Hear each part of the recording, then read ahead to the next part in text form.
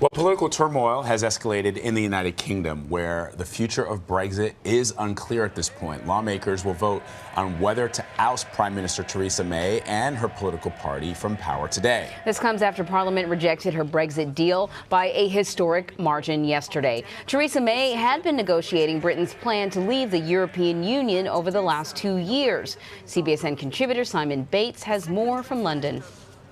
Well, we always thought that last night was going to be bad for Prime Minister Theresa May, but never this bad. The ayes to the right, 202. The noes to the left, 432.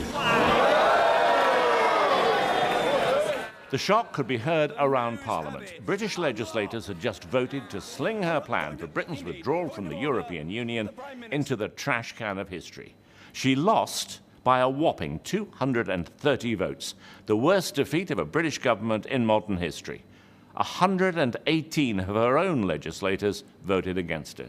2 years of negotiations down the drain, with nothing to show for it and no alternative plan in sight.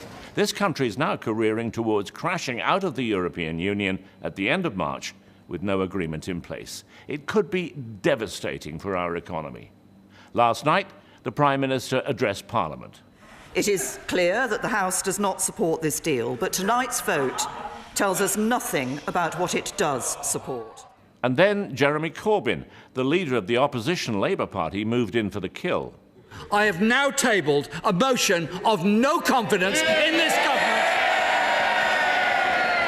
And I'm pleased that motion will be debated tomorrow, so this House can give its verdict on the sheer incompetence of this government. Well, that debate is now underway in Parliament. Theresa May is leading the fight to save her government. The atmosphere throughout the country really is very tense because we are in uncharted waters. All right, Simon. So I cannot possibly believe, as much of a drubbing as Theresa May received yesterday, that this is the end for her. Can she survive this no-confidence vote? Yes, Vlad, unfortunately, in some ways she can. Yeah.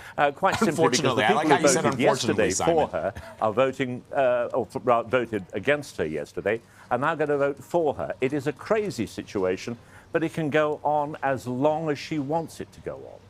So what about this idea of the European Union renegotiating the Brexit deal? I know they have said absolutely not, this is the only deal, but is there a possibility?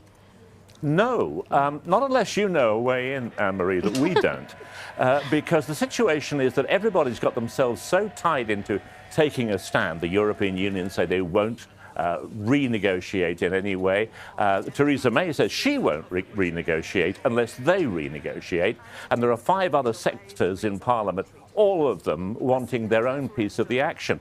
We are completely stymied. We're stuck. We have nowhere to go. And, of course, the population generally in this country is extremely dissatisfied. So I take it, a pint and a plate of bangers and mash is not going to do it?